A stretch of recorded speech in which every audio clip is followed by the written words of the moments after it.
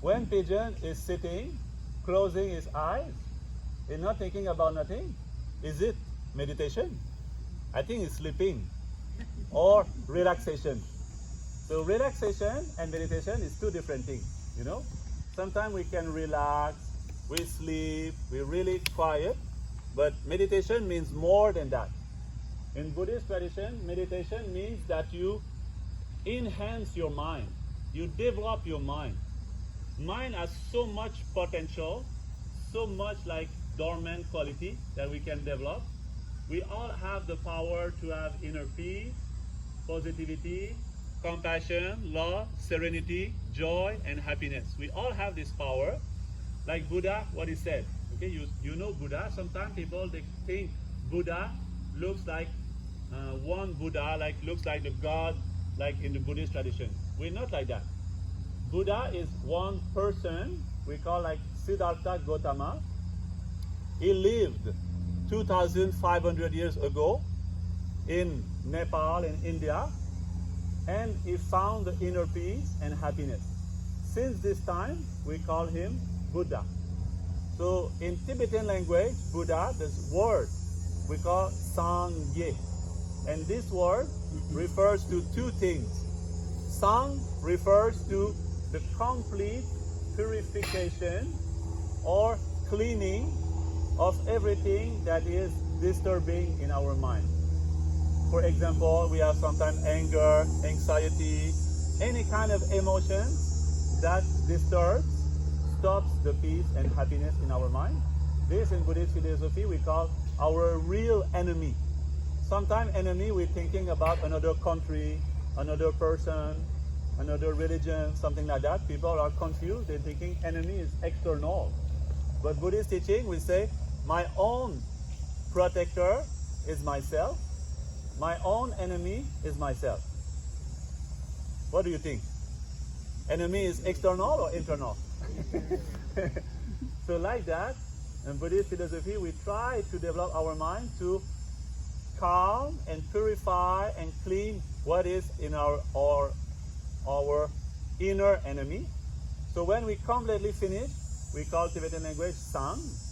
And when we develop our inner potential of peace, luminosity, and joy, and happiness, compassion, love, and wisdom, all this potential we develop, we call Ye.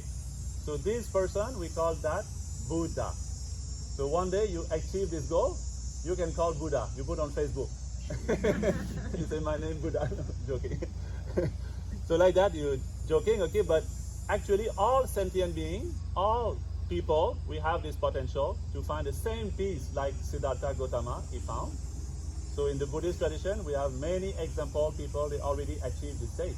So we have all this potential. So the goal of meditation is like that.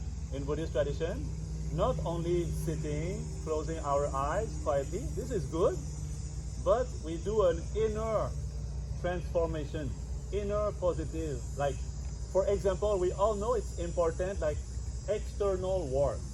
That's why we go to school, that's why we train in a job, that's why we do sport, we learn languages, we learn music, we do any kind of activity, and we know that if we want to get success in something, we have to train regularly.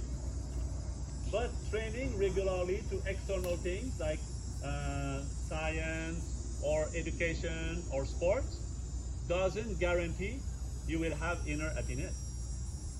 Or externally, most people nowadays, they're thinking like we have happiness when we have good money, good car, good phone, good thing like that.